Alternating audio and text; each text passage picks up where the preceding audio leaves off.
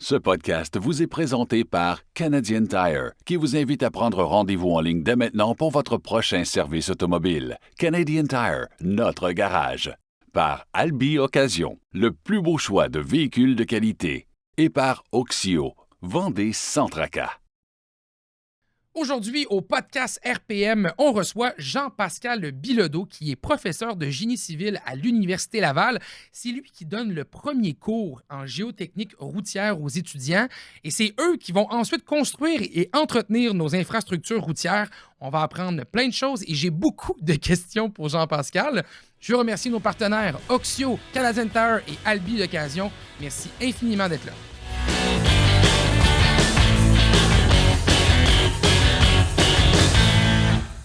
Sam, aujourd'hui, oui. On a une question de la part de Simon. Oui. Donc, on va aller sur le site de albioccasion.com pour y répondre. C'est une camionnette avec une bonne capacité de remorquage que recherche Simon. Ah. Donc, il a une petite entreprise, puis il doit parfois remorquer et ou transporter des équipements. D'accord. Donc, il cherche une camionnette usagée avec assez de puissance pour ce genre de travaux-là. Assez de puissance? Oui, c'est ça qu'il nous demande. Okay. Mais aussi, pas nécessairement une bête. Ah, des fois, il y a des versions exagérées. Un RHO, TRX, je ne sais trop. Non, exact. Un Raptor chez Ford. Oui. C'est pas ça qu'on cherche Ben nécessairement. Non, on veut travailler. C'est ça, exact. Et on parle pas, par contre, de la quantité de livres qu'on remorque et ou de kilogrammes. Donc, c'est dur un peu de s'orienter. Là. Des fois, ça nous aide beaucoup pour s'orienter. Oui. Mais, pas de budget non plus? Pas de budget. Ah, ben, coudonc. J'imagine que c'est pour une petite entreprise, donc on est capable de mettre un petit peu quand même pour... c'est un véhicule de travail, là, tu sais. Oui, mais pas trop de frivolité. Non. Bon, quand même, en sélectionnant camion, dans le filtre qui est du côté gauche là, de l'écran, ça nous donne quand même 4 pages de véhicules. On a de l'intermédiaire, on a du plein grandeur aussi. On a du choix. Ouais. Puis là, moi, je vois, tu sais, on veut pas une bête forcément. On peut regarder des versions d'entrée de gamme quand même. Tu sais, ici, par exemple, Chevrolet Silverado 1500 2023. Un Work Truck. Groupe valeur Crew Cab 4 roues motrices. Peut être intéressant. 44 000 dans le véhicule fond, qui est blanc aussi, hein, ça peut paraître fou, mais tu sais, quand on veut lettrer, mettre notre entreprise sur le véhicule, c'est facile de le faire, pas trop dispendieux non plus. 4 cylindres 2.7, on aime ou on n'aime pas cet engin. Mais c'est quand même capable de remorquer. Chevrolet Silverado, encore une fois. GMC Sierra, on est un peu dans les mêmes eaux. Ram 1500 classique ici avec un moteur V6. Oui. Ça, j'aime bien. 3.6 Pentestor qu'on connaît très bien. Moins de puissance, par contre, que ce qu'on aurait avec un 2.7 turbo chez GM. Aussi tendance à s'affaisser un peu plus vers l'arrière lorsqu'on remorque pesant. Suspension qui est plus confortable, mais quand on travaille, c'est sûr que c'est plus difficile. Du côté de l'intermédiaire, Nissan Frontier peut être intéressant, peut être le fun. On a quand même beaucoup de puissance là-dedans. Solide véhicule, C'est plus petit, il faut quand même le noter, là. Ça dépend vraiment. C'est peut-être la donnée qui nous manque, là, finalement, dans la question. C'est la quantité de poids qu'on remorque. Petite entreprise, ça veut dire qu'on remorque, qu'on a des équipements aussi. J'imagine assez gros. Je n'irais pas dans l'intermédiaire, on dirait. Non. On peut y aller dans le plein de grandeur dans ce cas-là. On a du GM, encore une fois, du RAM. RAM, on a des véhicules avec des EMI aussi, là, quand même. Ça consomme pas mal plus. Consomme pas mal plus, là. Oui, c'est ça. OK. Ford ici, F-150 2023. Je vais regarder, je suis curieux, le moteur qu'il y a dedans. Oui, des fois, ça nous aide. Un 3.5 EcoBoost, probablement. Ouais, c'est un bon moteur quand même. Oui, là, en veux-tu de la puissance? On en a pas mal. Mais plus cher, par exemple. On est à 57 000. Là. C'est beau, la couleur est belle. Oui, c'est quand même. Ça sort un petit peu de. C'était bleu avalanche, je pense qu'on appelait ça. Voilà. Ouais. J'aime ça. Oui, ça fait différent un peu. Encore une fois, du Chevrolet. On a une bête à la fin, justement. Oui, ZR2, je suis pas sûr qu'on va aller là. OK. Moi, j'aurais envie de m'en tenir en bas de 50 000, me semble. Là, moi, j'aimais notre Work Truck du début. Ouais, c'est ça. On dirait que je l'aimais. Je sais pas pourquoi. C'est un véhicule qui a l'air de répondre à ses besoins. Ouais, qui est quand même moins dispendieux. Là. C'est sûr que c'est pas très chic. Là. On vise pas le côté très haut de gamme avec ça. Non, mais tu sais, quand même, on a un petit peu d'équipement, juste assez pour dire qu'on va être confortable quand même. Mais tu sais, moi, ce que je vois de la question de Simon, c'est qu'on cherche pas non plus du luxe. Là. Ben non. C'est un camion de travail. Là. On cherche un véhicule de travail. Puis ça, regarde, on a une caisse qui est assez grande, on a de l'espace suffisamment à l'intérieur. Plancher recouvert de vinyle, tu veux travailler, il y a rien de mieux que ça. T'arrives sale, c'est pas grave. Véhicule avec un 4 cylindres aussi, donc le niveau de l'entretien, c'est pas si mal non plus. Il n'y a pas de taxes à payer de plus pour l'immatriculation non plus. C'est sûr. On est quand même dans les argumentaires intéressants. Là. Ouais, allons-y avec ça. Chevrolet Silverado 1500 2023, l'édition Work Truck, qui est disponible sur le site de albioccasion.com. Merci beaucoup, Samuel. Merci.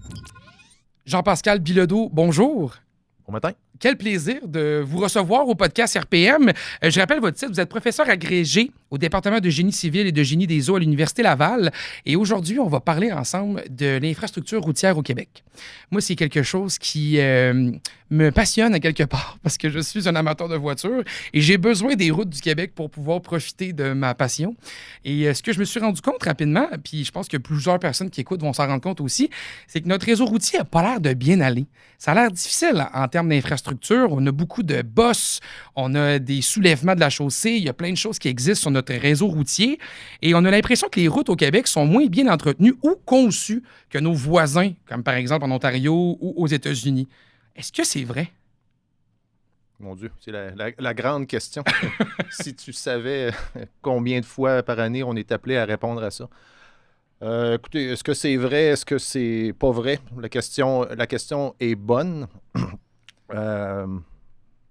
Mon Dieu, par où on pourrait commencer? Bien, juste par l'État. Souvent, quand on regarde justement la chaussée, on se dit, il y a des bosses. Puis souvent, ce qu'on entend, c'est le chaud et le froid. Le côté hivernal de la patente qui crée les problèmes routiers qu'on a ici. J'ai quelqu'un devant moi qui connaît très bien les infrastructures. Et là, j'ai envie de savoir un peu, si c'est vrai que le froid fait vraiment une différence. Puis si c'est le cas, pourquoi les autres endroits où il fait froid ont l'air d'avoir moins de difficultés que nous? Là, on tombe dans un sujet qui est multifactoriel, là, l'endommagement des routes dans le contexte de gel-dégel, là, qui touche autant l'Ontario, qui touche autant le Québec que le nord des États-Unis. Mais une chose qu'il faut réaliser, il y a plusieurs aspects à ça. Un de ceux-là, c'est qu'au Québec, ce que les gens ne réalisent pas, on est sur un très, très grand territoire. On a un réseau routier qui est extrêmement étendu, et ça, beaucoup plus par habitant que ce que vous allez retrouver en Ontario, ce que vous allez retrouver au nord-est des États-Unis. Conséquence de ça, ou qu'est-ce que ça veut dire concrètement, c'est que le dollar de taxe qui peut servir à entretenir le réseau routier, il est très, très éparpillé sur le réseau du Québec. Puis ça, c'est quelque chose qui est quand même assez différent là, par rapport au nord-est des États-Unis, par rapport à l'Ontario. Donc, on a plus de routes, simplement. C'est juste ça qu'on veut dire. C'est qu'on a l'air d'avoir une plus grande quantité de routes pour le nombre d'habitants qu'on a. C'est ça. Donc, ça veut dire qu'au final, le nombre de kilomètres de routes par habitant est beaucoup plus grand au Québec. Puis ça veut dire, au final, c'est que l'argent qu'on a de disponible, on doit l'étendre sur un plus grand réseau. Donc, nécessairement, ça n'a pas le choix de paraître un peu quand on change de province, quand on change d'État. Ça, c'est un aspect qui est important à comprendre. Un autre aspect qu'on doit comprendre aussi, que les gens ne réalisent pas toujours, on fait la comparaison Ontario, nord-est des États-Unis, puis Québec.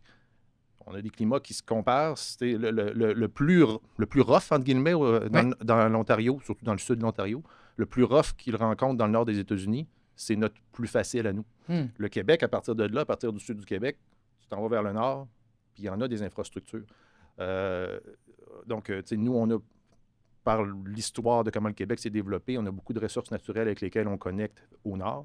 On a beaucoup de communautés, de villages, de petites villes isolées dans des endroits quand même assez loin au Québec. Tout ça, c'est connecté par un réseau routier. Ça fait du kilomètre beaucoup dans des contextes climatiques qui sont beaucoup plus sévères que vous allez retrouver là, au Vermont. Là. Clairement, il fait plus froid quand on va dans le nord du Québec puis qu'on monte dans le coin de Sept-Îles où on va plus haut, même encore, là, clairement, dans le coin de Fermont et compagnie. Clairement, on a des routes qui ont des intempéries plus... On va dire le climat est plus difficile pour eux. Oui, exactement. Puis là, si je peux encore continuer sur ta question, puis c'est souvent un des aspects qui revient souvent dans la raison pour laquelle notre réseau routier peut-être souffre un peu.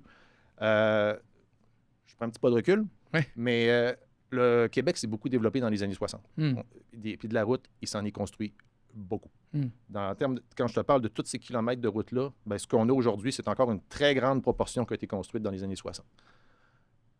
Avec les connaissances de l'époque, tu faisais quelque chose qui était bon pour une quinzaine, vingtaine d'années. Après ça, tu étais bon pour faire un cycle de réhabilitation puis redonner un autre petit bump, un autre petit bump d'une quinzaine d'années, mettons. Là, je fais des chiffres très ronds. On y va, mettons, aussi, dans les années 70, on construisait pour 30 ans, mettons. On se disait, on avait comme un 30 ans devant nous. 60, 70, c'est ça, puis une trentaine d'années. Mais une route, tu peux pas refaire ça indéfiniment. À un moment donné, tu fais des cycles de réhabilitation, puis tu es dû pour la refaire. C'est reconstruire, réhabiliter en profondeur. Fait que, si tu fais un petit peu de mathématiques, tu es dans les années 60, tu construis de quoi que tu vas être capable de maintenir un 30-35 ans. Tu arrives dans les années 90, pas le meilleur contexte économique. Il y a eu des choix qui ont été faits à cette époque-là, notamment là, de peut-être avoir une stratégie qui était différente au niveau de l'entretien, peut-être repousser, étirer, etc. Puis ça, c'était quelque chose avec lequel ça a causé un gros retard dans ce qu'on appelle un déficit d'infrastructure. Puis quelque chose qu'on est encore en train d'essayer de rattraper aujourd'hui, c'est un énorme défi. Là. C'est vrai pour le Québec, c'est vrai pour le Canada. Là. Déficit en entretien d'infrastructure, là, c'est un enjeu majeur. Puis ça touche les routes notamment.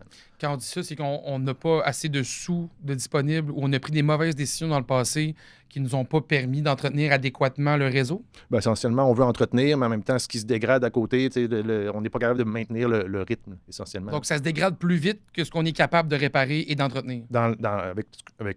Avec l'entretien puis les fonds qu'on est capable de mettre. Je peux aussi te donner d'autres exemples. Écoute, pour parler un peu des caractéristiques du réseau routier québécois, là, j'ai un background en géologie, moi. Oui. On nous apprend là, à l'école beaucoup ce qui s'est passé lors des dernières glaciations. Puis notamment, notre réseau routier au Québec est beaucoup, beaucoup développé dans le corridor Québec-Montréal. Là, il y en a du kilomètre de route. Naturellement, c'est là que la population s'est concentrée. Puis dans ce secteur-là, c'est un endroit où, géologiquement, on retrouve beaucoup de sols fins, dû à ce qu'on appelle la mer de Champlain, là, il y a quelques dizaines de milliers d'années. Quand même. Oui. Puis, mais ça, par conséquent, on retrouve, c'est des sols qui sont assez difficiles au niveau géotechnique. Puis, il y a plusieurs particularités dans lesquelles je n'embarquerai pas pour ce qui s'est passé, ce qui a été mis en place dans la mer de Champlain à l'époque. Mais c'est des sols pas faciles. Okay. Et notre réseau routier est construit là-dessus, essentiellement.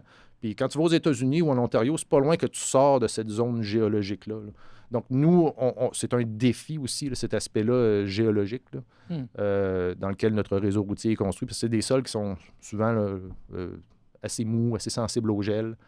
Donc, avec tous les problèmes qui vont venir avec ça. Oui, parce que, tu sais, tantôt, quand vous nous parliez justement du nord là, du Québec, on parlait des régions un petit peu plus éloignées et compagnie, je me disais, OK, je comprends que des fois, ça se peut qu'on a développé beaucoup de routes qui ont été faites dans des régions aussi avec des climats plus arides. Je suis capable de suivre ça, mais quand on rapporte ça à notre nombril de se dire, je suis dans la ville de Québec ou je suis dans la ville de Montréal, pourtant, c'est des climats qui sont pas si... difficile que ça si je les compare à d'autres villes en Ontario ou dans le nord des États-Unis. Ça se compare très, très bien, justement, là, en termes de climat. Donc ça, est-ce que l'histoire qu'on vient de parler, justement, de la géo, avec les sols un peu plus mous, un peu plus difficiles, c'est tout ça qui expliquerait aussi que dans les centres urbains, on ait autant de difficultés? Ou... Bien, ça fait partie du problème. Là. En tout cas, ça rentre certainement dans l'équation. Mais je ne sais pas si j'ai terminé mon idée au niveau... du financement des infrastructures. Mais, on va y aller. mais tu sais, quand tu arrives dans les années 90, puis que tu veux... Ce que ça voulait dire, vers où je m'en allais, c'est qu'en finalité, toutes les routes ont été dues pour être faites en même temps. Puis on n'avait pas les moyens, on a pris des décisions, etc. Fait qu'on a étiré tout ça. Puis là, on se retrouve avec un contexte que, tu sais, on essaye de faire... On a des besoins énormes, puis on a des dollars limités, entre guillemets. Fait qu'on fait des choix... on fait ce qu'on peut avec ce que l'on a, là, au final. Là. Fait que souvent, on fait des interventions qui sont peut-être pas l'intervention qu'on devrait faire. C'est-à-dire que, surtout dans le domaine municipal, c'est quand même assez magané. Mais, quand même assez magané, c'est pas mal magané. Ouais. Là, quand même. Mais tu sais, ce qu'on aurait besoin de faire, quand tu es rendu à des états de chaussée comme ça, ce que tu as besoin de faire, c'est penser à faire une réhabilitation sérieuse, là, même de la reconstruction dans certains cas. Mais on n'a pas ces moyens-là. On n'a pas ces moyens-là, puis pourtant, il me semble qu'on a beaucoup de sous, non? On paye... Au Québec, on sait qu'on est une province très taxée, là, municipalement provinciale et compagnie. Pourtant, il me semble qu'il y en a de l'argent. Là, on tombe dans... J'ai pas les chiffres macro, mais moi, ce que je peux te dire, puis ma perception, c'est que je ne remets pas en question les choix de société qu'on fait au Québec. On a choisi de valoriser l'éducation, on a choisi de valoriser l'accès à la santé. Puis c'est tout à fait louable, puis j'embarque là-dedans à 100 000 à l'heure. Mais cet argent de taxe-là, à un moment donné, t'en mets plus à gauche, il y en a moins à droite. Je suis parti à gauche-droite, mais peu importe. Là. Ouais. Fait que, tu sais, ça fait partie de la réalité. Là, quand je te parle que notre dollar de taxe il est étiré pour entretenir plus de routes, puis il y en a un petit peu plus qui s'en va, par exemple, dans l'éducation, puis etc. Ouais. Puis c'est parfait. C'est le choix qu'on a fait, mais ça vient avec des défis au niveau des infrastructures. Clairement, puis on le voit, là, on le voit sur l'État. On parlait de réhabilitation sérieuse tantôt, là, même de reconstruction. Qu'est-ce que ça veut dire? Qu'est-ce qu'on veut faire avec ça? C'est de dire qu'on recommence à neuf, on creuse au complet, on recommence. Bien, ça serait le... Encore là, c'est une décision d'ingénierie. Une première chose qu'on apprend à nos étudiants, c'est de faire les meilleurs choix en fonction des problèmes qu'ils ont, de ce qui leur est demandé. Si tu vois 3-4 fissures sur une route, tu as le choix de peut-être faire un resurfaçage, peu importe. C'est le choix A. Le choix B, ça pourrait être de reconstruire au complet. Mais est-ce que c'est un choix optimal? La réponse, c'est non. Là. Fait que quand tu arrives à... qu'est-ce que ça veut dire réhabiliter? Il faut faire la bonne intervention pour le bon type de problème. Puis ça, c'est quelque chose que monsieur, madame, tout le monde, entre guillemets, là, doivent comprendre. Parce que souvent, les gens, on entend souvent dire, là, si tu peux me permettre, je vais parler de mon oncle Gaston. Là. Ben oui, absolument. Parce que ça peut être moi, d'ailleurs, parce que des fois, je suis mon oncle Gaston probablement dans mon char. Oui, ben, c'est drôle parce que moi, quand je commence mes cours, souvent mon cours d'introduction en conception de chaussée à l'université, je parle à mes étudiants, je leur parle de mon oncle Gaston. C'est qui mon oncle Gaston? Mon oncle Gaston, c'est leur mononcle qui vont aller raconter, qui vont aller voir à Noël autour d'Adin. Puis là, mon oncle Gaston, il leur parle, il dit hey, toi, tu es un jeune, tu étudies en génie civil. Veux-tu bien m'expliquer qu'est-ce qui se passe avec les routes? Et puis là, mon oncle Gaston, il a cette théorie. Hein. Oui. Mon oncle Gaston, il dit moi, c'est évident, ils ne mettent pas le bon bitume, puis le bitume, ça ne marche pas, puis s'ils mettaient le bon bitume, on n'aurait plus de problème. Mais je suis définitivement mon oncle Gaston. Je suis exactement cette personne-là. Puis là, je leur dis écoutez, les jeunes, il faut que vous parliez à mon oncle Gaston. Votre job, c'est de le remettre à sa place. Sur les routes, sur le réseau routier, vous voyez des fissures, vous voyez des ornières, vous voyez des déformations, vous voyez des nids de poules. Mon oncle Gaston, il pense que ça vient que c'est essentiellement ce qu'on a mis en surface, l'enrobé bitumineux, le bitume, peu importe, qui est le problème. La réponse à ça, c'est entièrement, presque, en tout cas, certainement pas dans 100% des cas, c'est certainement pas vrai. Une route, c'est un système. On met plusieurs couches une par-dessus l'autre. Il y a beaucoup de matériaux granulaires là-dedans. Il y a les enrobés bitumineux. Ça, c'est l'asphalte. L'asphalte. Ouais. L'enrobé bitumineux, c'est le terme technique, mais effectivement, c'est de l'asphalte. Bon. Si dans ton système, il y a quelque chose qui ne fonctionne pas, ce que ça va amener comme conséquence, c'est une déformation, une fissure, une ornière, peu importe, en surface. Mais ça peut avoir rien à voir avec l'enrobé bitumineux. Donc, une chose que les étudiants doivent comprendre, moi, c'est ce que j'essaie de leur apprendre, c'est quand vous regardez une route, c'est comme aller chez le docteur. Il faut que vous avez des symptômes, puis il faut poser le bon diagnostic. C'est comme un peu jouer à Dr House, mais de la route. Là. Parce que c'est pas chaque fissure qui sont nées égales. C'est pas chaque ornière qui sont nées égales. C'est-à-dire que quand vous regardez une ornière, si je prends l'exemple des ornières, un œil aguerri va être capable de dire moi, cette ornière-là, je la regarde, ça, c'est un problème, on a un problème dans le fond. OK. Cette ornière-là, je la regarde, on a un problème dans l'enrobé. Okay. C'est pas la même chose. Ça, c'est très... là, on est vraiment dans la matière. On est vraiment en train de parler justement de l'asphalte. Mais au bout de la ligne, mon oncle Gaston, puis ce que moi, je vis aussi, c'est qu'on roule dans des ornières où on va rouler dans des nids de poules qui sont de plus en plus monstrueux aussi. Ça, comment on peut expliquer ça justement à mon oncle Gaston, de dire je comprends ta frustration. Maintenant, on va essayer de trouver des solutions pour régler ces problèmes-là. Quand on parlait tantôt de bitume, là, on disait, y a-t-il la bonne composée de bitume? C'est-tu vrai, ça, qu'on aurait choisi, dans certains contextes, des mauvais bitumes pour le climat qu'on a ici? Non, absolument pas. Il y a des normes au Québec, puis on n'est pas différent des autres administrations. On suit les bonnes pratiques, on sélectionne les bons matériaux, on les adapte aux besoins en fonction du contexte. Ça, c'est... OK. Une fausse croyance. Donc, si c'est pas l'asphalte, des fois, on parle de d'autres couches en dessous qui peuvent être problématiques. C'est-tu d'abord une méthode de fabrication? Mais il faut faire attention. C'est pas anormal qu'il y ait des fissures qui apparaissent sur ça, oui. C'est pas anormal qu'il y ait des ornières qui apparaissent. Là où c'est anormal, c'est quand ça apparaît trop tôt, quand ça apparaît... Mais tu sais, quand tu arrives au bout d'un cycle de vie d'une chaussée, c'est normal qu'elle soit fissurée. C'est combien de temps le bout de cycle? On en a parlé tantôt de 15 ans? Ben, mettons que je te parle d'une chaussée neuve, là, tu ferais probablement une conception, là, je parle de normes du ministère, mettons, chiffron 25 ans. Là. Quand même, Ouais. OK. Fait que c'est supposé durer 25 ans. Oui, mais tu sais, il va y avoir de la fissure qui va apparaître dans ce temps-là, mais l'idée, c'est que de faire des bonnes interventions au bon moment, des scellements de fissures, Du patchage, en bon français, etc., là. Ouais. qui vont nous permettre de bien contrôler l'évolution de la condition dans le temps, jusqu'à temps qu'à un moment donné, tu arrives à un point, là, dans 20 ans, 25 ans, où tu te dises, là, il faut que je fasse une intervention plus lourde. Mais tu sais, ça, c'est comme ça que c'est pensé. Mais si je prends l'exemple des nids de poules, puis ça, c'est un nid de poule, c'est pas non plus anormal que ça apparaisse. C'est pas le fun, par contre. C'est pas le fun. Mais là où c'est un peu inquiétant, c'est qu'un nid de poule, ça peut être essentiellement deux choses. Ça peut être une faiblesse localisée, un problème ponctuel. Ça peut arriver, on le répare.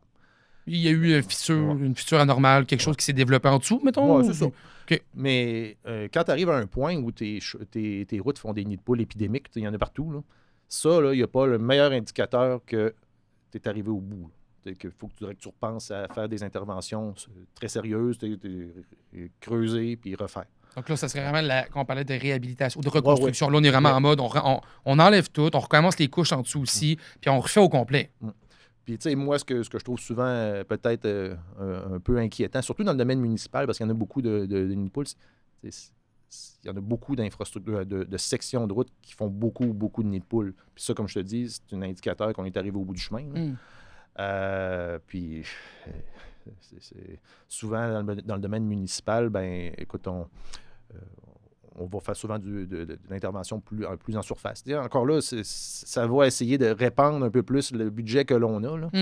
Mais c'est pas des choix optimaux, là, parce que quand tu es rendu à ça, tu devrais penser à des interventions plus lourdes. C'est à ça, Mani, mettre un plaster sur un bobo. Là. Ouais. Mais ils font, les ingénieurs dans le domaine municipal, les ingénieurs dans le domaine au ministère, ils font ce qu'ils peuvent avec les contraintes qu'ils ont. Puis moi, je travaille beaucoup avec la ville de Québec, je travaille beaucoup avec le ministère des Transports. Puis c'est des gens, c'est des excellents, là, c'est excellents ingénieurs. C'est juste qu'ils ont leur réalité, leurs contraintes, puis ils essayent d'optimiser au maximum ce qu'on a comme avec les moyens qu'on a. Je comprends tout à fait. Maintenant qu'on a mis ça au clair, j'aime ça parce qu'on a parlé, en tant que société, on investit en santé, en éducation, ce qui pour moi fait tout à fait du sens. Mais on sait aussi que dans la mobilité, il y a des enjeux. Là. On parle dans la ville de Québec, il y a des troisièmes liens du tramway, on parle des nouvelles stations de métro à Montréal, on parle de plusieurs projets importants en termes de mobilité pour transformer un peu la méthode qu'on se déplace tous les jours au quotidien. Est-ce qu'on peut se dire que maintenant, il faudrait aussi mettre dans nos priorités pour réussir à atteindre ces projets-là, d'investir davantage encore dans nos infrastructures routières, ou ça serait le temps de dire, il y a peut-être des décisions difficiles à prendre, du genre, ce tronçon-là n'existera plus. On va fermer un tronçon, on va fermer des routes au Québec pour diminuer la charge que le réseau doit souvenir, puis se concentrer sur des nouveaux éléments de mobilité qui pourraient transformer notre méthode de déplacement. Écoute, comme on parlait avant le show, là, je tombe dans quelque chose qui est moins ma spécialité. Je peux prendre un demi-chapeau un point de vue, tout simplement, ouais. Ben oui. Je pense qu'on n'a pas le choix de repenser un peu. Là, on a fait des choix à une certaine époque avec les connaissances qu'on avait à une certaine époque.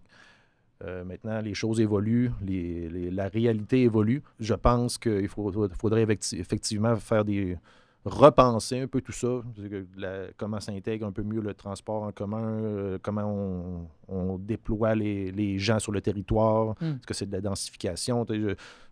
C'est pas mon expertise, mais je pense que ça fait partie de la réponse. Il y a d'autres choses. On a développé des réseaux routiers très, très étendus, puis par des pressions, peut-être, en tout cas, pour plein de raisons, il y a certains secteurs qu'on a pavés, qu'on pave pour essentiellement des très, très, très, très petites populations, notamment dans le domaine municipal. Est-ce qu'on pourrait considérer autre chose? Est-ce que ces routes-là ont besoin d'être vraiment pavées? Est-ce que dans certains cas, on pourrait les ramener au gravier, qui est quand même plus facile à entretenir? Là, c'est sûr que ça se dégrade plus vite, mais c'est aussi beaucoup plus facile à faire un entretien régulier. J'imagine que c'est moins dispendieux aussi. Moins dispendieux. Puis il y a des façons aussi d'avoir des revêtements un peu plus cheap, là, qui vont faire la job. Comme quoi? Ce qu'on appelle, par exemple, je pourrais prendre l'exemple des traitements de surface, là, qui est essentiellement c'est une petite couche mince d'une émulsion de bitume qu'on mélange avec du gravier. Fait que ça vient sceller à surface, puis ça donne une espèce de fini semi-enrobé. Ça contrôle la poussière, ça permet de gérer l'eau en surface. Ça fait la job, puis pour des endroits à très faible volume, là, c'est exactement ça que tu as besoin. Tu n'as pas besoin d'avoir 50, 60, 70 mm d'asphalte. Non, c'est un peu comme ce qu'on va voir aussi des fois quand on va dans les régions comme dans l'Ouest canadien. Là, si on va dans le coin du Yukon où on monte un petit peu plus haut, il y a beaucoup de routes qui ne seront pas pavées, là, mais qui sont quand même en bonne... Je trouve ça correct aussi à circuler. Là. C'est souvent de la poussière ou du gravier, justement, là, mais c'est assez bien tapé. Là, fait que c'est quand même circulable au bout de la ligne. Fait que ça pourrait devenir une solution aussi de se dire, au lieu de tantôt, je disais de fermer des routes, au lieu de les fermer, on pourrait dire, on va juste arrêter d'avoir du bitume à entretenir sur ces routes-là, puis on va se concentrer sur de nouvelles matières. Oui, c'est ça. C'est de repenser la façon de faire, là, puis de s'adapter à la réalité d'aujourd'hui. Là. Quand tu es dans des routes en gravier, notamment dans le domaine municipal, ça vient avec des enjeux, ça amène de la poussière. Mais la poussière, ça se contrôle. Il y a des façons de faire ça. Là. Ouais. Fait que, en tout cas, la question est très bonne. Je t'amène certainement pas toutes les réponses aujourd'hui. Non, puis c'est correct parce que le but aussi, c'est d'avoir une discussion avec quelqu'un qui connaît beaucoup les infrastructures, puis de voir un peu, parce que ce que j'entends depuis tantôt, c'est un manque flagrant de moyens. Ça, on entend beaucoup au Québec. Je suis un peu curieux d'entendre ça, dans le sens qu'on l'entend tellement partout. On est toujours en train de dire qu'on manque de moyens, mais pourtant, je vais parler comme étant mon oncle Gaston. Mon oncle Gaston, puis moi, on est d'accord pour se dire, mais j'arrête pas de donner de l'argent à gauche et à droite. Puis d'un bord, ça me prend plus de temps que jamais à l'urgence. L'autre bord, j'ai de la misère à avoir des classes qui sont bien ficelées. Puis c'est pas à cause du personnel, c'est pas à cause de personne. On voit clairement qu'il y a des manques aussi là, de moyens. T'sais. Puis là, on apprend de l'autre bord que les infrastructures aussi manquent encore une fois de moyens pour être bien entretenues au niveau du système routier. Fait que je me dis, là, à un moment donné, c'est quoi la route idéale? C'est quoi qui serait idéal? C'est quoi qui coûterait moins cher? C'est quoi qui serait idéal pour qu'on règle une bonne fois pour toutes ce problème-là d'infrastructure routière qui ne fonctionne pas? C'est un peu là que j'en suis dans ma réflexion. J'ai de la misère à trouver des réponses. T'sais. Selon toi, ça serait quoi une route idéale? Oh mon Dieu. Écoutez, au Québec, quand on construit des routes, on a nos façons de faire des conceptions, etc. Puis, encore là, c'est fait selon les meilleures connaissances que l'on a, puis la meilleure compréhension que l'on a en date d'aujourd'hui, là, avec les connaissances modernes de comment ça fonctionne un système d'une route. On pourrait construire des routes qui sont beaucoup plus robustes. C'est tout à fait possible. Comment? Mais on est des ingénieurs. En tout cas, le mandat, encore là, c'est de faire les meilleures interventions, d'optimiser les interventions pour essayer de rencontrer certains objectifs. Si je construis une route, puis je mets partout à grandeur du réseau routier québécois 2 mètres de remblai, de bons matériaux, et je vais régler beaucoup de problèmes. C'est une route qui devient extrêmement costaude. C'est une route qui va avoir beaucoup moins de problèmes de gel, sensibilité au gel, mais ça vient avec des coûts. Je comprends, mais tant qu'à les refaire tout le temps. Si on est tout le temps en train de refaire du patchage, comme on disait tantôt, où on est en train de se dire qu'il faut les enlever pour les refaire, on n'est pas mieux de faire ça une bonne fois pour toutes? Je pense pas que encore là, je reviens avec le principe d'optimisation. Je pense qu'il y a un exercice à faire au niveau des ingénieurs qui travaillent dans le domaine d'optimiser notre système en fonction des objectifs que l'on a. Puis c'est ce qu'on essaye de faire. On peut, mais je pense que de faire, entre guillemets, de l'over-design de façon un peu sans réflexion, ça serait pas un bon investissement des fonds publics. Ça serait trop cher pour ce qu'on aurait réellement en résultat. On dirait que des fois, je me dis, c'est décourageant de revoir toujours la boucle, refaire. Comme, on est toujours repris après ça dans des travaux, on est toujours repris après ça dans des coûts supplémentaires. Puis là, on apprend des histoires de dépassement. Puis là, il y a des affaires de plus bas soumissionnaires. Puis là, c'est tout le temps mixé, là, tout ça. Fait qu'on se dit tout le temps, mais il me semble qu'à un moment donné, moi, je serais prêt à dire en tant que citoyen, mais ah ouais, on le fait, là. On met ce qu'il faut, là. 2 mètres de remblai, je sais pas. C'est un exemple, 2 mètres. Mais mettons, je sais pas trop, là, la route parfaite, là, la route qui serait durable, on y va! Let's go! Puis tu mets plus épais de matériaux de revêtement, ça va amener de la force structurelle au système qui va le rendre plus résistant. Mais ça vient qu'un coup. Bon, mais ça veut dire que c'est un cas de société. Faut s'en parler en gang. Oh oui, puis ça met pas des discussions faciles. Non, c'est ça que j'imagine, hein, toujours le volet poids. Quand on parle, je parle de poids, justement, parce que ça m'intéressait tantôt, je t'ai entendu parler sur le poids, sur les routes. C'est-tu vrai que maintenant, les poids lourds ou les véhicules qui sont plus pesants ont l'air d'abîmer plus la route qu'auparavant? J'ai comme entendu cette fausse croyance-là. Souvent, là, je lisais là-dessus, puis j'entendais des gens dire il me semble que maintenant, les routes se détruisent plus rapidement qu'auparavant. Il y a plus de voitures sur le réseau, les véhicules sont plus pesants. Qu'est-ce que vous en pensez? Ben, il y a des normes quand même assez strictes au niveau des véhicules lourds. Honnêtement, je ne sais pas trop comment ils ont évolué dans les dernières décennies, mais c'est quand même assez bien contrôlé. Puis ça n'a pas bougé tant que ça, là, les régulations là, qu'on permet, par exemple, aux essieux des véhicules lourds, etc. Là. Le dégel aussi, les zones de dégel, ces choses-là, c'est primordial aussi, là, de surveiller ça. Là. C'est essentiel. Là. Si tu regardes l'endommagement d'une route là, sur un cycle annuel, là, une très forte proportion de son endommagement va se produire pendant le dégel. Puis quand ils ont choisi de mettre en place des zones de dégel, c'est un peu essayer de trouver un équilibre entre la productivité des industries puis le dommage qui va se créer sur le réseau. Fait que c'est un choix qui a été fait là, par des analyses très rigoureuses qui ont été faites au ministère. Puis c'est des choses qui sont toujours un peu révisées puis réanalysées. Mais l'idée, c'est pendant la période de dégel, pendant que la chaussée est affaiblie, entre guillemets, donc sa capacité de soutenir les charges est un petit peu moins bonne, ben on demande aux véhicules de réduire légèrement leur poids. Parce que l'agressivité, un des mécanismes majeurs de détérioration d'une route, c'est l'effet des charges lourdes qui vont circuler sur la chaussée, qui vont amener des dommages comme des ornières, comme des fissurations dans les sentiers de roue. Ça, c'est vraiment des dommages typiques associés aux véhicules lourds. Bon, moi, je suis dans le domaine automobile, bien évidemment.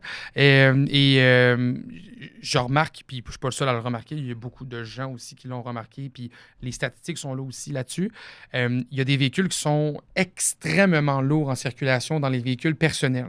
Je pense entre autres à des camions électriques, que je pense au Silverado EV chez Chevrolet, qui est une camionnette électrique avec une énorme batterie, qui est si lourde même que si on veut plaquer ce véhicule-là pour des usages plus commerciaux, il faut le plaquer L comme un véhicule lourd. Là, comme on a une plaque L en arrière du véhicule parce qu'on a un poids et une capacité de remorquage qui fait en sorte que quand on combine les deux, on est dans ce genre de produit-là.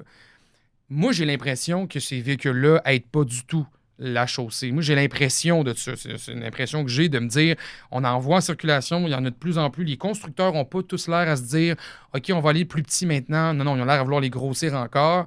Donc, est-ce que ça fait aussi partie du problème? Et si c'est le cas, qu'est-ce qu'on peut faire pour essayer de réduire ce nombre de véhicules-là sur nos routes qui, selon moi, commence à être une aberration. Là. Si on est en train de mettre des véhicules sur nos routes pour briser notre réseau, clairement, il faut trouver une autre solution. Là. Là, tu me poses une bonne question. Écoute... J'ai juste ça des bonnes questions. Non, mais est-ce que c'est nécessaire? Qu'est-ce qu'on peut faire? Écoutez, ces véhicules-là sont produits, le monde les achète. Mais ça serait une bonne idée de les faire, par exemple, aussi suivre les zones de dégel? S'ils sont considérés comme des camions, est-ce qu'eux aussi, il faudrait qu'ils suivent ces zones-là? Ou? Encore là, le dommage, l'effet de la charge, c'est un phénomène exponentiel. Donc, plus tu mets l'eau, plus le dommage augmente de façon exponentielle. Donc, tu sais, quand on est dans des camions comme ça, là, je connais pas leur configuration, leur charge aux essieux. C'est les grosses camionnettes. Fait que, tu sais, faudrait que je connaisse un peu leur charge aux essieux, mais tu sais, c'est sûr que, on est quand même dans des véhicules relativement légers si tu compares à ce qu'on appelle dans la pratique les véhicules lourds. Fait que, tu sais, ce qu'ils font du dommage, probablement, plus tu mets lourd sur un essieu, là, plus tu endommages une autre. C'est tout. Puis, tu sais, comme au Québec, on a de plus en plus de véhicules électriques. Tant mieux. C'est le fun, puis c'est une nouvelle technologie. Je conduis moi-même un véhicule électrique. Mais ces véhicules électriques sont plus lourds. Un petit peu que par rapport aux véhicules à essence. Un petit peu, des fois, pas mal. Ouais. Fait que, tu sais, ça a un impact. Puis, bon, je sais pas trop. Non, mais c'est intéressant parce que, tu sais, je trouve que la corrélation se fait bien entre le véhicule électrique qui est plus lourd puis l'état de nos routes. Parce que de l'autre bord aussi, tu sais, on parle des fois de taxation sur les véhicules électriques aussi. Puis on entend déjà que le gouvernement revient en arrière sur les immatriculations, avoir des frais supplémentaires. On sent déjà que le gouvernement tente à gauche et à droite de retrouver une certaine forme de redevance parce que les véhicules à essence vont mettre de l'essence et vont payer une taxe carbone qui va aller dans les coffres de l'État. Bon. Maintenant, pour la voiture électrique, en sachant que le poids est plus lourd, est-ce qu'il y aurait de quoi faire peut-être en termes de réseau routier, de se dire, ben là, si on conduit une voiture électrique, il va falloir payer notre juste dû parce que théoriquement, on est plus lourd et donc on abîme plus les routes? Non, oui, mais ça peut se faire. Définitivement, du point de vue ingénierie, on peut repenser. En ce moment, je ne crois pas que c'est fait. Là, Non. mais on pourrait repenser nos façons de faire, nos façons de concevoir en fonction de la nouvelle flotte de véhicules qui apparaît sur le réseau. Qui est de plus en plus électrique, là, par exemple. Mais encore là, comme je l'ai dit tout à l'heure, on est quand même, somme toute, dans des charges assez faibles quand on compare quand on parle de conception structurelle des chaussées, parce qu'on va vraiment s'intéresser aux véhicules lourds. Première chose que les étudiants apprennent là, quand on leur parle de concevoir structurellement une chaussée, on veut connaître le trafic total. Mais après ça, la deuxième chose dont on a besoin de savoir, c'est il y a combien de camions là-dedans. Parce que c'est ce qui va nous servir à faire la conception structurelle. Fait que, le trafic léger, souvent, est un peu écarté pour la plupart des réflexions. Mais le volume de trafic est important, puis ça va avoir des impacts un peu plus superficiels, mais qui peuvent être importants. On voit de plus en plus, par exemple, de nos jours, des petites ornières très, très minces, là, qui sont à peu près la largeur des véhicules. Puis il y en a qui sont pas mal plus grosses aussi, là, des fois. Mais c'est ce que je te disais tout à l'heure, il faut faire attention. Chaque ornière n'est pas née égale. Quelqu'un qui comprend la mécanique des chaussées va regarder une ornière puis il va se dire, ça, c'est vraiment un problème de véhicule lourd. C'est une ornière qui s'est créée en profondeur. C'est des tassements profonds parce que les charges sont élevées en surface. Il y a d'autres types d'ornières qui sont tout petites puis qui peuvent être associées à d'autres phénomènes. Donc, par exemple, l'usure du revêtement, c'en est un. Puis ça vient avec le volume de trafic. Puis ça peut venir avec l'agressivité des pneus en surface. Puis là, on peut tomber... je peux pas trop en parler parce que c'est un projet en cours, mais on peut parler des pneus à crampons. Ah oui? Les pneus à crampons, les ventes ont quand même augmenté pas mal dans ça doit être les 2 dernières décennies, là, à peu près, dernière décennie peut-être. Puis ça induit du dommage aux chaussées. C'est très documenté. Là. Tu vois, sur Google, tu cherches effet des pneus à crampons sur les chaussées. Là, ça fait beaucoup d'abrasion. Puis, ça, combine ça, mais ça, puis ça va avec la masse. Ça fait que un pneu à crampons sur une Echo, c'est une chose. Un pneu à crampons sur un gros Suburban, c'est autre chose. Fait que, ça fait partie de la réalité. Puis ce genre de petite ornière-là, l'usure du revêtement, on le voit de plus en plus. Là. Puis rapidement, j'ai l'impression aussi, moi j'habite dans un coin où on vient de refaire presque le bitume l'année passée, je pense, ou l'autre, puis on commence déjà à avoir une petite partie là, d'ornières qui se crée, pas des profondes de camions lourds, je commence à comprendre la distinction maintenant dans les ornières, mais on voit quand même déjà ce genre d'ornières-là qui apparaissent, fait que il y a un gros volume de voitures qui circulent, puis là, le lien avec les pneus à clous, on appelle dans le jargon, clairement, c'est intéressant, là, ça, je savais pas ça, là, fait que les pneus à clous auraient tendance à abîmer plus rapidement les surfaces d'asphalte. Ah oui. Oui, c'est parce que ça fait beaucoup d'abrasion sur les granulats, sur l'enrobé. Puis, donc, ça va accélérer l'endommagement. C'est très bien connu. Là. Il y a des pays qui ont analysé beaucoup ça. Puis, encore là, c'est un choix, d'équilibre entre la disponibilité des produits, la sécurité, puis ce qu'on est prêt à accepter comme niveau d'endommagement puis vitesse d'endommagement. Mais il faut faire attention, tu parlais d'ornières, moi je te donne l'exemple d'usure, mais il y a d'autres types d'ornières, que tu dis qu'il y a des ornières qui sont apparues rapidement, ça peut être aussi du post-compactage. C'est simplement une mise en place post-construction là, de l'enrobé qui s'est tassé un petit peu. Ça peut arriver. Fait que, encore là,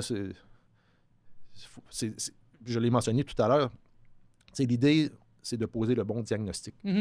Les ingénieurs, les experts là-dedans vont regarder ça, puis ils vont se dire, OK, là, ici, on a un problème qui vient de tel phénomène. Puis là, ça te guide dans ton intervention. Parce que si on a un problème d'usure, par exemple, ben ça ne sert à rien de creuser 2 mètres et de tout refaire. Tu remplaces le revêtement, tu peux choisir un matériau un peu différent ou peu importe, puis tu viens de régler ton problème. En tout cas, une partie de... Tu viens de restarter le système au moins. Mais si tu as des fissures de gel qui apparaissent en surface, si ta solution... En tant qu'ingénieur, c'est de simplement remettre une petite couche d'usure de 2 pouces. L'hiver suivant, ça va réouvrir. Là. On règle pas le problème. Parce qu'un problème de gel, si je prends l'exemple des fissures de gel, c'est un problème profond. Fait que si tu veux régler ça, il faut que tu aies une philosophie qui vient régler ton problème. Est-ce que selon ce que vous avez comme connaissance dans le domaine, est-ce que vous avez l'impression que les ingénieurs civils, ou du moins ceux qui travaillent sur les infrastructures routières, sont bien écoutés? Est-ce que vous sentez que les conseils que vous voulez amener pour développer les infrastructures au Québec sont pris en compte, ou c'est plus une question toujours de l'argent mène un peu les décisions, un peu comme on se disait tantôt? Alors moi, je pense qu'on a de l'écoute, mais écoute, mais c'est une... La bonne vieille phrase, j'entends ce que vous me dites, mais on fait pas d'action vraiment pour le régler. Là. Non, mais écoute, on est écouté, mais après ça, il y a des gens qui doivent prendre des décisions sur un niveau plus macro. Puis est-ce que nos solutions, nos opinions percolent à ce niveau-là? Sûrement, mais après ça, c'est un choix. Là. Ils essayent de trouver le meilleur équilibre dans tout ça. Et je voudrais pas être dans leurs souliers, là. Ceux qui vont prendre des décisions à un plus haut niveau. Là. Ouais. C'est pas... Ils ont pas tout le temps facile. Non, j'imagine qu'à Noël, ils se font souvent brasser eux autres aussi. Là. On parle de route depuis tantôt, je trouve super intéressant. Puis je me dis, comment on peut projeter la route du futur? Tu sais, moi, je couvre l'actualité automobile beaucoup. On parle de voitures électriques énormément aussi. Il y a eu les routes intelligentes qu'on a vu dans certains pays, des tests, de même des routes qui rechargent là, par induction, des voitures électriques ou des camions, des choses comme ça. Comment on projette les routes dans le futur? On reste un peu toujours dans le même standard, ou un jour, on devrait voir arriver des nouveautés ou des choses différentes?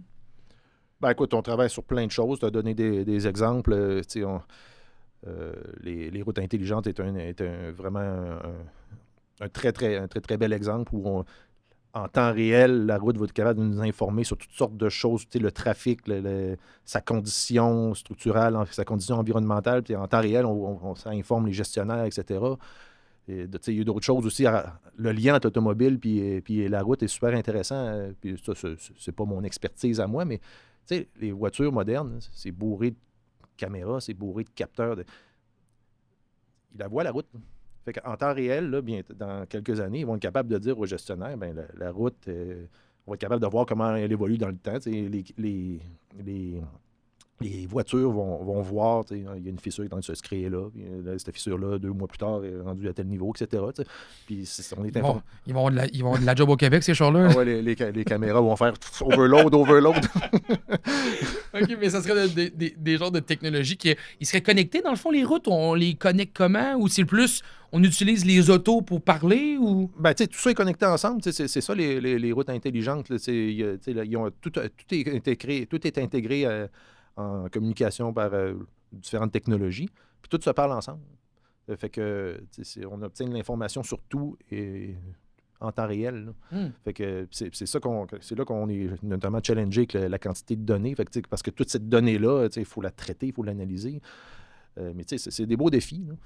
Parce que je te donnais l'exemple de suivre la condition d'une route. Mais en ce moment, c'est fait avec des technologies où c'est des camions qui font l'auscultation d'un réseau complet, d'un réseau municipal, d'un réseau provincial aux 2 années. C'est un camion qui circule, puis avec des lasers et toutes sortes de technologies, analyse l'État, puis donne ça à l'administration.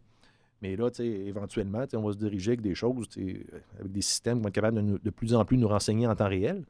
Puis avec cette information-là, il y a du monde qui vont être capable de développer des modèles qui représentent très, très fidèlement comment se comporte l'infrastructure routière dans le temps. Puis que ce modèle-là, qui a été calibré sur de la donnée réelle, sur des data et des data et des data réels, on peut prendre ce modèle-là puis s'en servir pour prédire qu'est-ce qui va se passer dans le futur. Donc, intervenir avant que ça devienne coûteux de le faire. Exactement.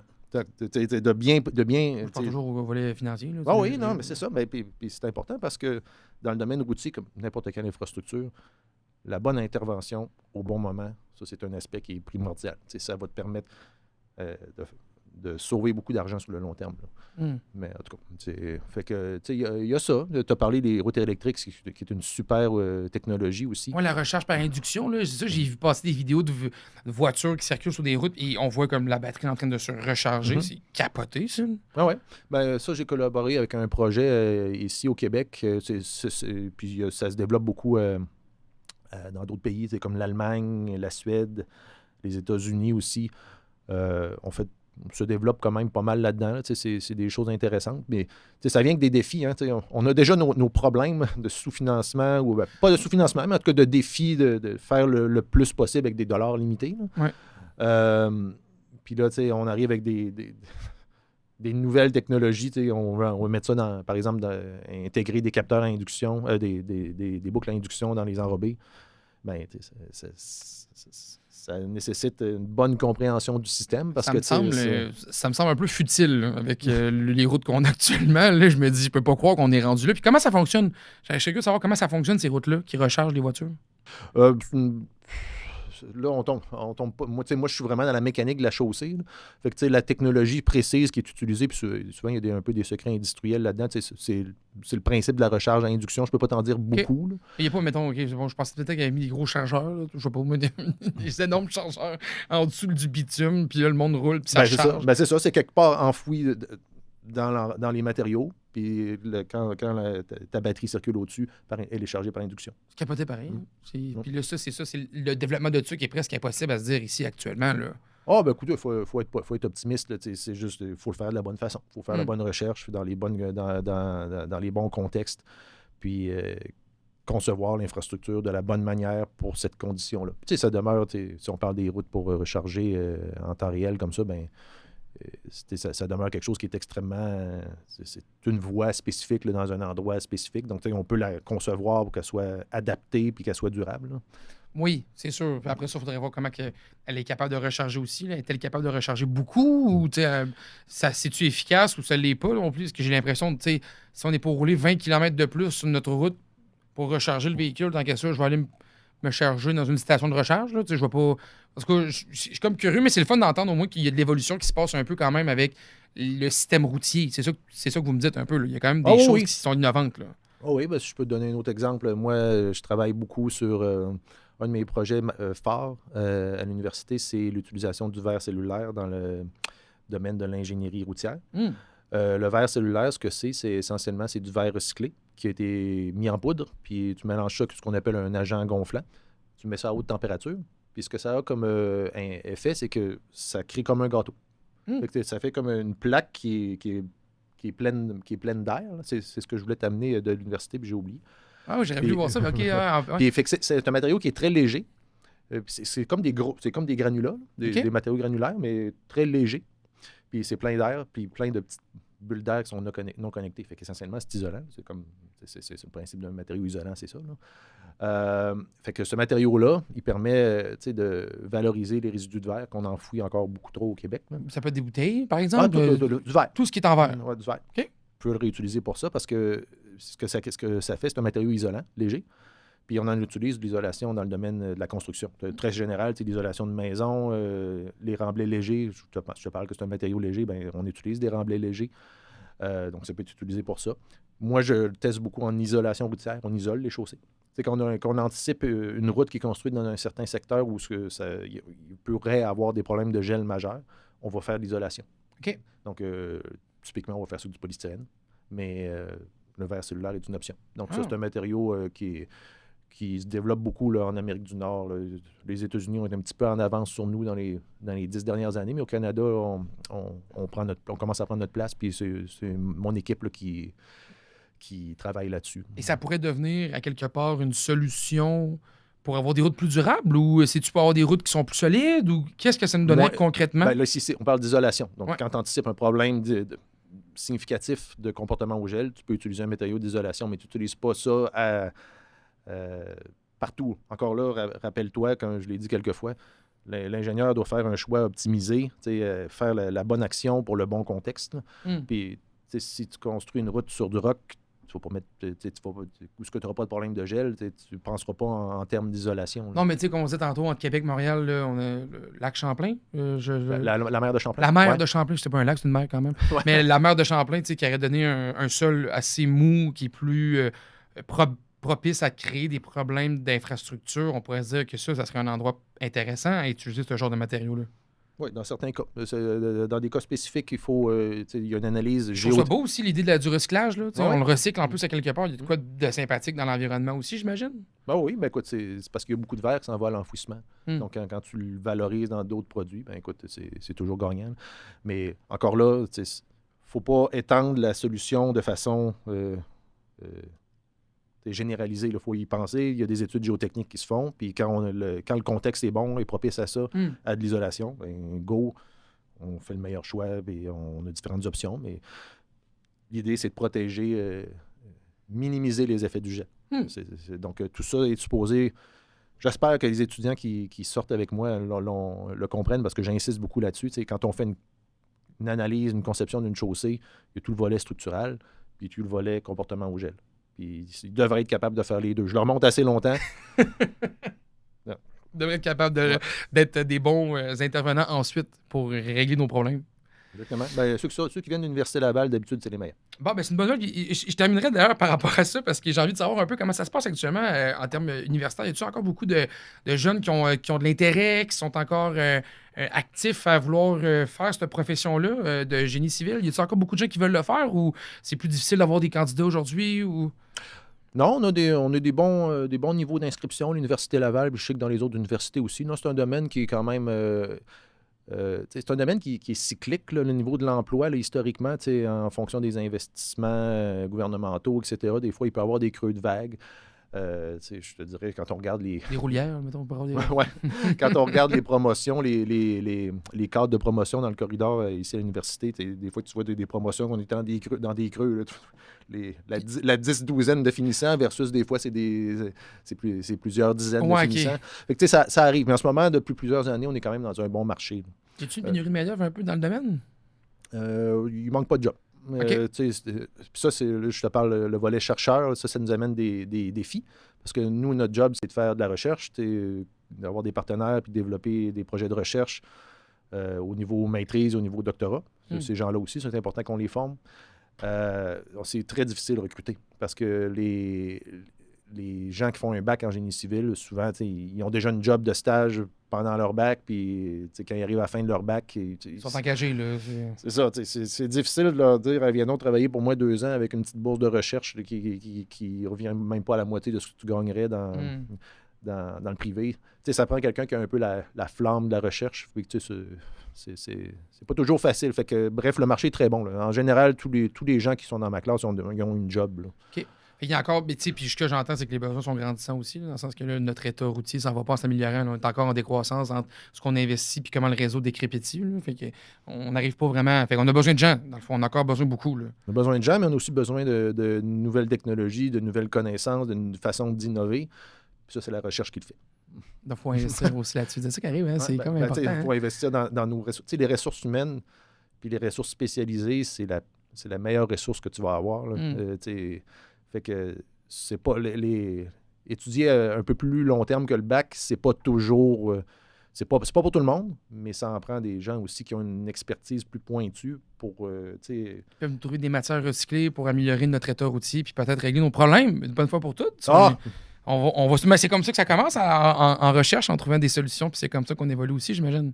Ben oui, écoute, on y arrivera. Je pense pas, je suis pas un expert en économie, mais moi, je trouve que le défi qu'on a au niveau des infrastructures pour le financement puis remettre à niveau est énorme. Puis il faut penser en dehors de la boîte, puis il faut innover. Puis cette innovation-là, ça vient entre autres par les universités. On n'a pas le choix de trouver des nouvelles façons, des nouveaux matériaux, des nouvelles méthodes de construction, des façons de mettre en œuvre, déployer avec un peu plus de robotique, ou peu importe. Je le sais pas. Mais il faut... L'innovation fait certainement partie de la solution. Sur ces belles paroles, je termine le podcast là-dessus. Merci beaucoup, Jean-Pascal Bilodeau, d'avoir pris le temps de venir nous jaser au podcast RPM. Très intéressant d'en apprendre davantage parce que, souvent, quand on parle de route, justement, je suis moi-même un peu, comme je disais tantôt, un peu mon oncle Gaston. Et c'est le fun d'apprendre aussi qu'il n'y a pas juste à dire, il y a un trou, là, ça marche pas, c'est pas juste ça. C'est plus complexe que ça, le problème qu'on a. Et il faut voir aussi cette situation-là comme étant un problème de la province. Il faut qu'en tant que société québécoise, on s'en parle de ce problème-là, puis qu'on veut l'investir, si on veut les régler une bonne fois pour toutes, nos situations de qualité de la route. Merci d'avoir pris le temps aujourd'hui. Très apprécié. C'est un plaisir. Et moi, je veux remercier, bien sûr, vous qui êtes à l'écoute. Merci infiniment d'être là. Et je veux remercier aussi nos partenaires, Canadian Tire, Albi Occasion et Oxio. Merci infiniment d'être avec nous. C'est grâce à vous qu'on peut faire le podcast RPM. Et moi, je vous dis de rester bien branchés parce qu'on vous prépare tout de suite un nouvel épisode du podcast RPM. À bientôt. Bye-bye.